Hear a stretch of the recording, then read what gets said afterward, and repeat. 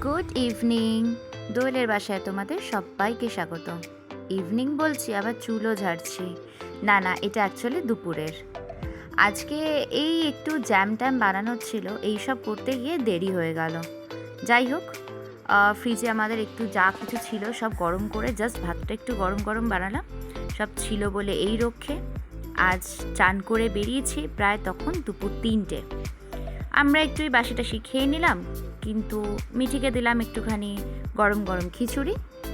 ও school থেকে এসে এইগুলো খাবে, তো ওকে একটু গরম গরম খিচুড়ি বানিয়ে দিলাম।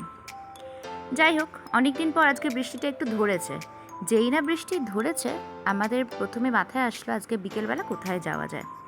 কোথায় বা যাব, বৃষ্টির তো কোনো ঠিক নেই, এই বন্ধ আবার এই হচ্ছে। তো শেষে ঠিক করলাম না, আজকে খানিকক্ষণ পার্কেই যাই।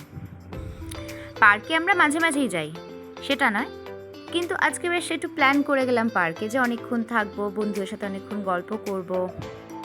যাই হোক, ওই যে মেয়ে আর বাবা খেলছে দুজনে মিলে। এখানের বাচ্চারা জানেন তো, পার্কে না প্রচুর খেলে। পার্ক সবসময় এখানে গম গম করে। আমার মনে হয় লোকের বাড়িতে বোধহয় লোকজন থাকে না, পার্কেই বেশিক্ষণ সময় কাটায়।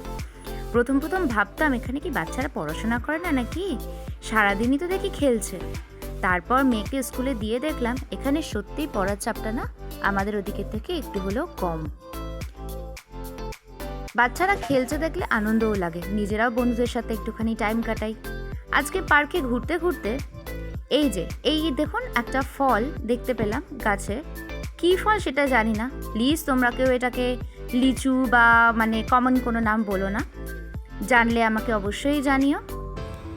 ভিডিওটা ভালো লাগলে একটা লাইক করো। আজ এইটুকুই, কাল আবার দেখা হবে অন্য একটা ভিডিওতে।